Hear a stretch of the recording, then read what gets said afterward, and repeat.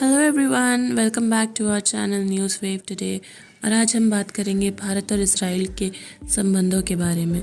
भारत के लिए इजराइल हमेशा से ही एक मित्र देश रहा है, जिसने हमारी सुरक्षा चुनौतियों का हल ढूंढने में हमारी मदद की है, कारगिल युद्ध में सहयोग किया है और आतंकवाद के खिलाफ लड़ाई में भी एक महत्वपूर्ण भूमिका निभाई है।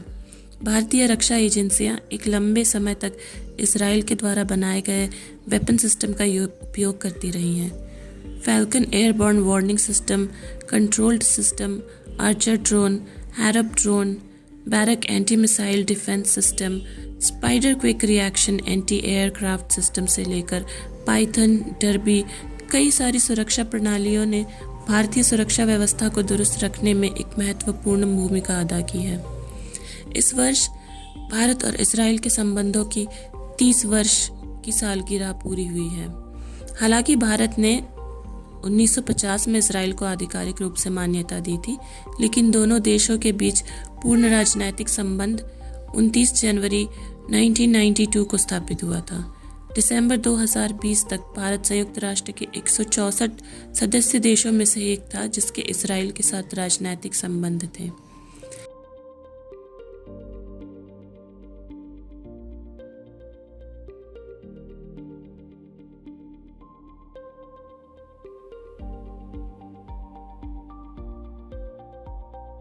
I want to say to all of the people of India, Israel and India have a geri dosti, deep friendship. Today we honor 30 years of diplomatic relations between Israel and India. 30 years of a wonderful partnership, a deep cultural connection, and military and economic cooperation.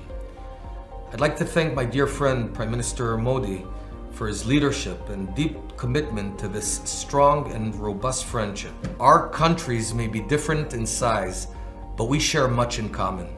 A rich history, the inherent warmth of our peoples, and our cutting-edge innovation and technology. The ties between Israel and India are strong, and together they will only grow stronger. The opportunities are endless. Namaste. Bharat और Israel के बीच द्विपक्षीय रक्षा सहयोग पर संयुक्त रूप से कार्य करने के लिए कई बैठक भी हो चुके हैं। भारत इजराइल से सैन्य उपकरणों का सबसे बड़ा खरीदार है। भारत एशिया में इजराइल का तीसरा सबसे बड़ा व्यापार भागीदार है और विश्व स्तर पर 7वां बड़ा व्यापार भागीदार है। इजराइल की कई कंपनियां भारत में ऊर्जा, दूरसंचार, रियल एस्टेट, जल प्रौद्योगिकियों में निवेश करती है और भारत में अनुसंधान एवं विकास केंद्र या उत्पादन इकाइयां भी स्थापित करती हैं। साल 1992 में द्विपक्षीय व्यापार $200 मिलियन से बढ़कर अप्रैल 2020-21 की अवधि के दौरान $4.14 बिलियन अमेरिकी डॉलर हो गया था। हीरे का व्यापार द्विपक्षीय व्यापार का लगभग 50% है। भारतीय सेना हर वर्ष 23 सितंबर को 3 भारतीय कैवलरी रेजिमेंट मैसूर, हैदराबाद और जोधपुर लांसर को सम्मान देने के लिए हाइफा दिवस मनाती है। इसे इतिहास में अंतिम महान घुड़सवार अभियान माना जाता है। उत्तरी इजराइल के तटीय शहर हाइफा में हर वर्ष ये दिवस मनाया जाता है, जिसमें वह बहादुर भारतीय सैनिकों को सम्मानित करते हैं। लगभग 900 भारतीय सैनिकों को यरूशलेम, रामले और हाइफा में इजराइल के कब्रिस्तानों में दफनाया गया था। को श्रद्धांजलि दी गई। प्रथम विश्व युद्ध के दौरान इस शहर पर ऑटोमन साम्राज्य, जर्मनी और ऑस्ट्रिया हंगरी की संयुक्त सेना का कब्जा था।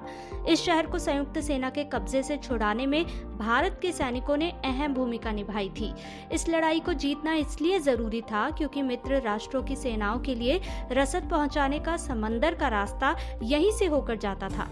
ब्रिटिश हुकूमत की ओर से लड़ते हुए इस लड़ाई में 44 भारतीय सैनिक मारे गए थे, जिसे इतिहास में कैवलरी यानी घुड़सवार सेना की आखिरी बड़ी लड़ाई के मिसाल के तौर